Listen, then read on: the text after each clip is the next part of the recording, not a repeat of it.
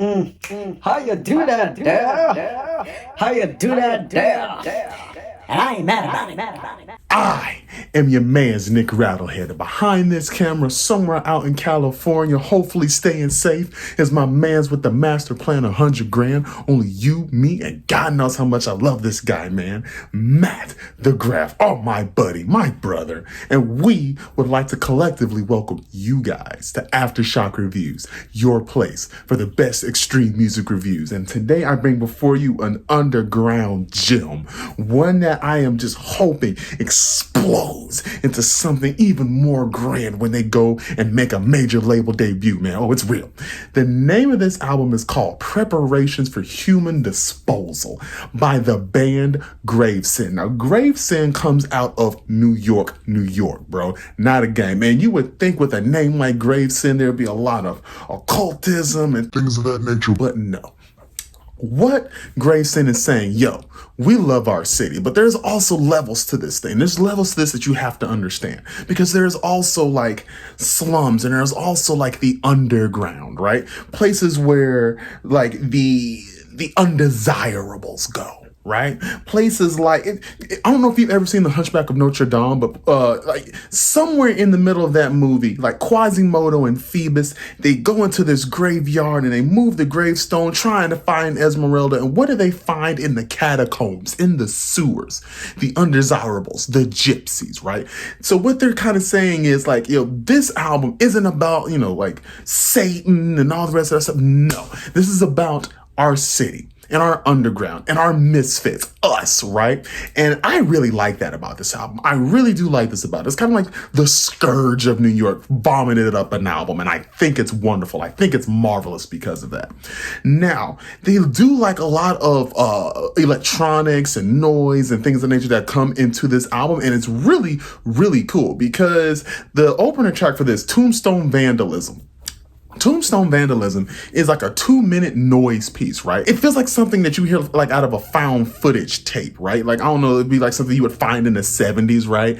And it has like all this weird noise and it sounds really odd and off-putting, like a VHS type of thing. And it's really weird. And it really does set a good atmosphere of how unbalanced and how chaotic and how off-kilter this album really is. Because you're probably going to hear me say that a lot, chaos, right? Mayhem, because that is what this is. That is exactly what this is. And I really love it about that, because Rats Among Us, whoo, you want to talk about a really nasty riff? Because this album is gross. This album is very infected, right? It's like an open wound, because it has this really nice thrashy riff, right? But then like within a couple of seconds, it grinds with the bass and then shifts gear. So yet again, you know how much I like to really sing my riff. So it goes like the bass, do do do do do do do do. It starts lumbering and swaying about, right? And it's wonderful. And then the vocalist comes in with these layered vocals, which sounds like, I don't know, the Rat King at the end of the pipe is now starting to speak to you. And it's freaking odd, but it's wonderful, because instead of being a little bit more articulate, with like some death metalers are, or trying to sound like a demon, it just sounds really like I said before, like the scourge is vomiting up something. So it sounds like it's breathing. So instead of having like the type of vocal, it goes like do do do, yeah. Yeah, like you can see the giant rat's glowing eyes off in the distance as it opens its mouth, and its twin sharp teeth are starting to drool like excrement and stuff like that from its mouth. It's nasty. It's not cool. It is cool, but it's not. The visual it presents is not cool. It's freaking wonderful. Oh my gosh. And the track continues to morph, and the track continues to change pace, and the track continues to give off this really weird sense of unbalance, like I said before, right? Now we get to the next track, which is Methods for Human Disposal. Now, Methods for Human Disposal is a straight-on, almost grind track, right? Because this band really is a fusion of death metal. This band is also a fusion of grindcore. If you want to call it death grind, you can. And there's also elements so far as the atmosphere and the world building of black metal, right? Even so far as like the cover for this album or EP, whatever it is, it has the band like in black metal garb, but with a death metal logo, right? It's really cool. It's really something that's really unique to them, and I really enjoy that about it, right? And Methods for Human Disposal is nothing but, to me, at least a grind track, right? It's a full-on banger, 4/4, in your face, we're having fun, that type of thing, right? Now, we get to Scum Breeds Scum. Now, I really do like the riff for Scum Breeds Scum because it's like this really stuttering triplet thing, right? So it goes like, doom, doom, doom, doom, doom, doom. It's like, it's stuttering and like flinching about, right? Like it's, as it's walking to you, like it's like some type of weird decrepit figure coming from the pipe, kind of like something from Michael Jackson's Thriller, where they were coming from like the sewer, right? And he starts moving about like that. It's really weird, but it's really cool, right? And to me, I think they do a really good job, to me, yet and still, of making this not seem fantastical so far as like, oh, there's like, you know, knights and stuff like that, or warriors, or Satan, or anything else like a cult like that. It just feels like something that's a little too close to home, right? Like this album feels like, in its danger, in its world building, it seems like a disaster that can actually happen, right? Like, I don't know if you've seen Hey Arnold. I'm a big Hey Arnold fan. And in Hey Arnold, there is this figure, because the world Hey Arnold and Gerald and Helga live in, it's kind of like New York. It's supposed to be New York. They give it a different name, but it's New York. And beneath the sewers, beneath the labyrinth of pipes and things of that nature, lives the Sewer King, right? And I believe in a world of all of this filth and grime and piss and crap, lives the Sewer King. Like, I do believe Gravesend is the Sewer King. It's really gross. And like the rats all around them, and the people that have been like ostracized by society are their subjects. And it's nasty, and it's gross, and I love it for it, right? And when it comes to this track in particular, Scum Breeds Scum, like, it's shifting and it's moving, and that weird off-kilter triplet into that great stuttering beat, right? And then it goes into a grind. It just starts grinding. Just like a normal grind track, it starts grinding. And then all of a sudden you have your death metal, you know, almost hardcore-like breakdown, and the vocals start screaming, Scum!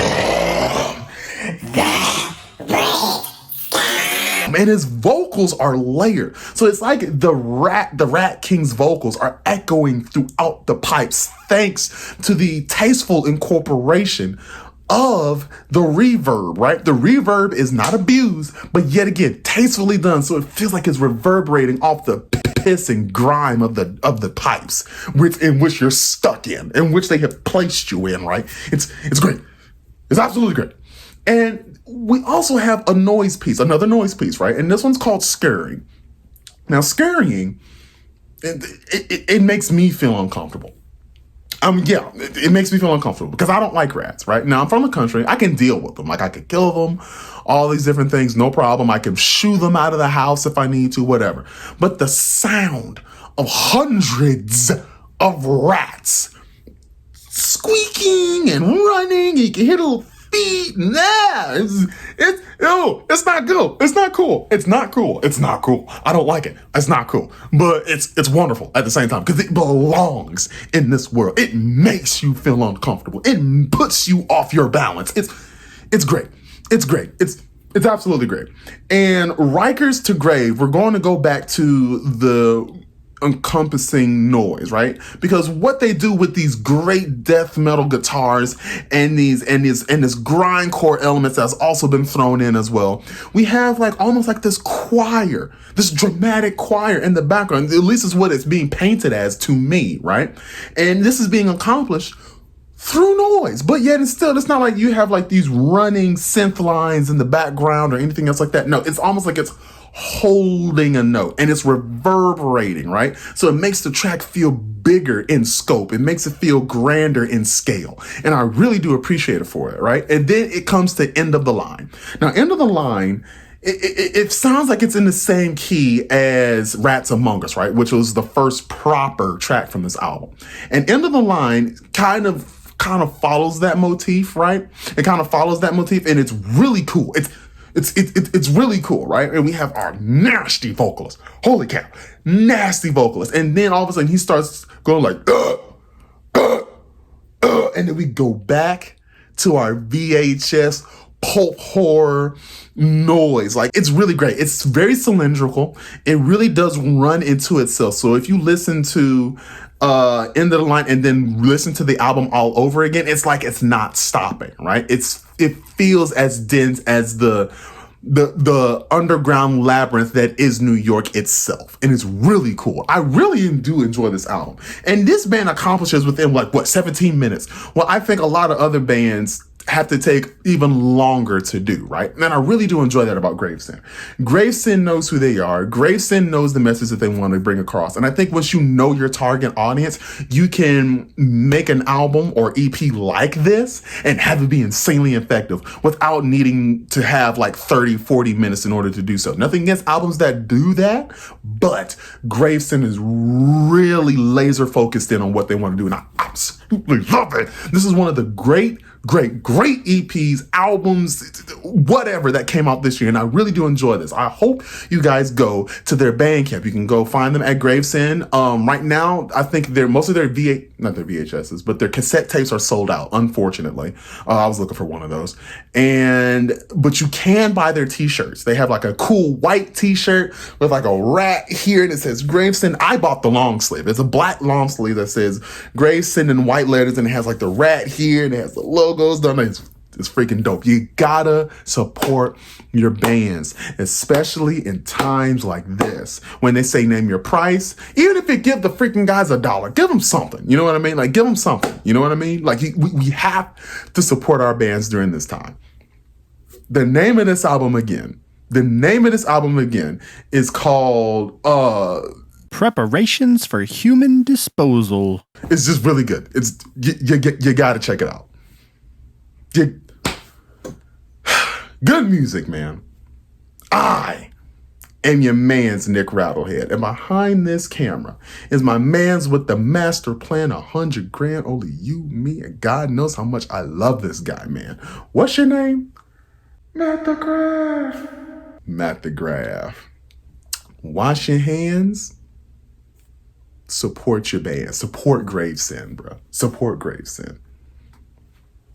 How you do that, there?